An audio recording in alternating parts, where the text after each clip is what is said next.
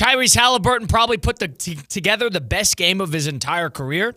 32 points, 15 assists, 12 rebounds, no turnovers, 3 steals. Absolutely outstanding. And the Pacers take a 3-1 series lead at that. It goes to show, you see a lot of it when you're going throughout sports media today and the reactions of everything. People are trying to figure out where Tyrese Haliburton falls and where does he lie in the grand scope of the NBA and the big-time players. Does he draw? Does he bring people to stadiums? The bottom line is he is the best postseason performer playing right now. And he is probably somebody that I would take over anybody that's remaining playing outside of maybe Gilgeous-Alexander. He is that good. He is playing that good. And for lack of a better term, he's a complete star. He is. He's a complete star. I don't need regular season accolades to match, because we said the same thing about Jimmy Butler. Playoff riser is more valuable than regular season, guy who stockpiles awards, Embiid.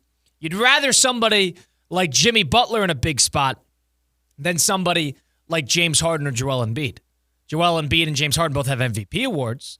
But in a playoff series, are you really taking James Harden and Joel Embiid? Or are you taking somebody like Jimmy Butler? Are you going to take somebody who is a great postseason performer?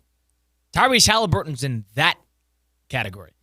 And what he did last night is nothing short of amazing. He was awesome. He was unbelievable. And I think it's a little tiresome to try to, characterize him as something that he's not, because what he is a star. That's the bottom line. He's been doing it, I think, for the last 2 years, right? For the last 2 years in the postseason, he's really turned it up into another gear. And I think it all started versus Milwaukee this year. The MO for Indiana and their success this year in the playoffs has been take the first 2 games on the road. They have not had home court a single time, but they've been able to steal home court the first 2 games of the series. A lot of it has to do with Haliburton and how he plays in these games. I don't know how you could sit here and not call him a superstar right now. I really don't. And I am very bitter for personal reasons because my team got bounced by Haliburton and the Pacers. But I'd be an idiot to sit here and not realize that this guy has been, as you said, the best player in the playoffs. You can't even argue that. So how are we going to call this guy the best player in the playoffs all year long in 2025 and not call him a superstar? He's showing up in the biggest moments. Isn't that what a superstar is? Now, we could get into, a superstar has to be marketable. Oh, a superstar has to be someone that it has to fill butts and seats.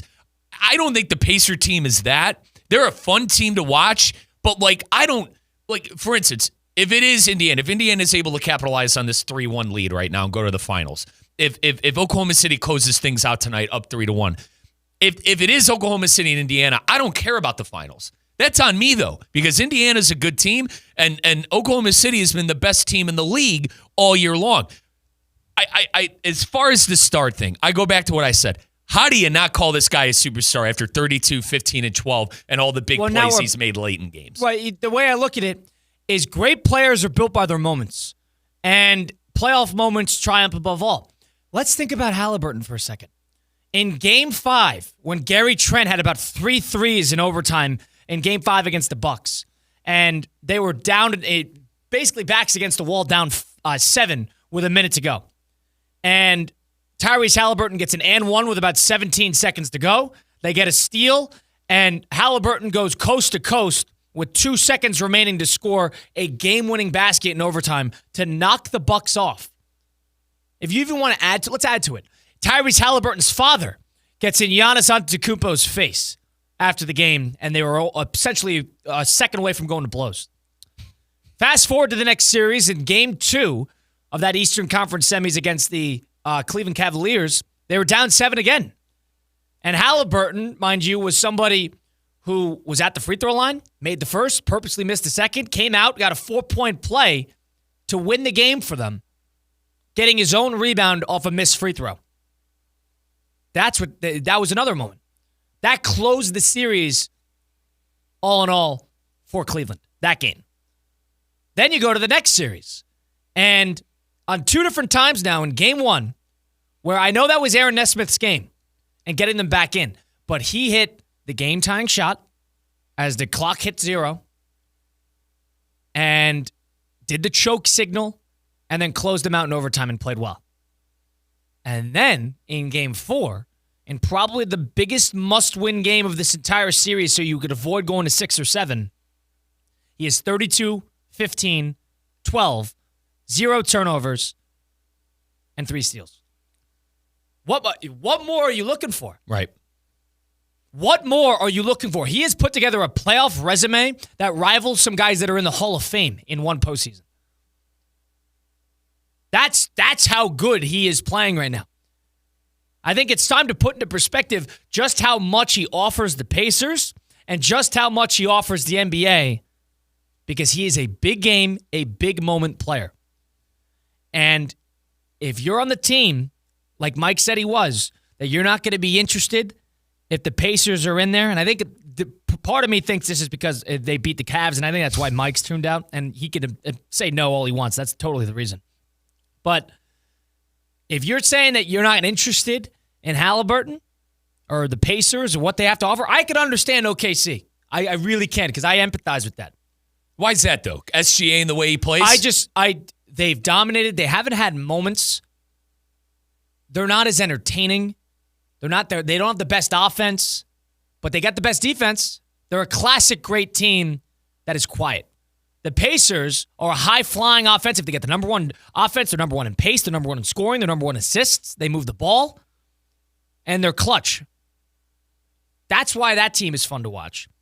But for the Thunder, they're unlikable because I don't think they have a lot of personalities on the team that lend themselves to the story of the NBA. I don't know how you don't see it with Indiana. I really don't.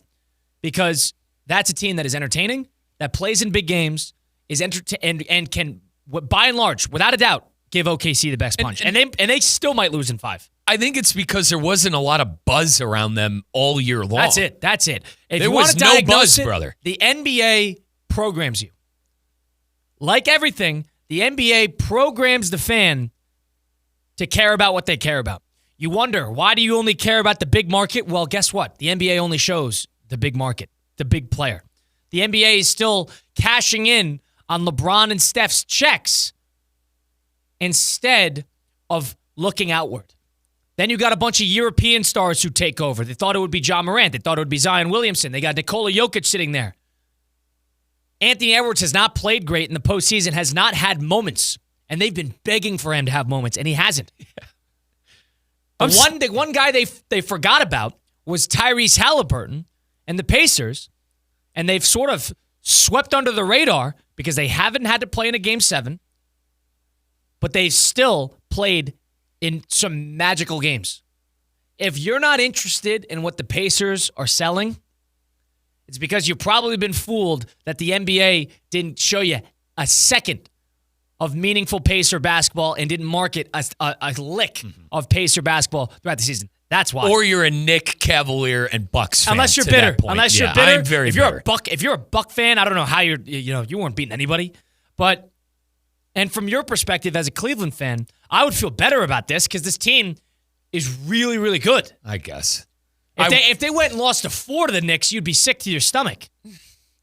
I don't know. I wanted retribution. I feel like that Cavalier team got hurt. That's what did them in. I think that's a bigger picture problem, Colin, and guys being soft, neither here nor there. It's not about the Cavs. It's about the Pacers. And the fact of the matter is, once the Pacers, and listen, maybe the Knicks win. All right, maybe they win this game, game 5 coming up tomorrow night on TNT at 8 o'clock. But if Indiana does win, Colin, they've lost 3 times to reach the NBA Finals. If they close out the Knicks, they will have lost 3 times, 1 game a series. And what's more impressive for me is that I grew up in the NBA that, God, home court is everything. You love playing in front of your screaming fans. Let's rewind back to the Golden State eras when people were getting blown out by 30 points. Every time the series would flip home, teams were getting blown out by 30. This Indiana team is completely changing the narrative. And I understand that the Bucks series was at Indiana the first 2 games. I get that. And they've split in Indiana. But to go to Cleveland, get out 2-0. To go to the Knicks and get out 2-0 And on the road, they are completely changing what home court means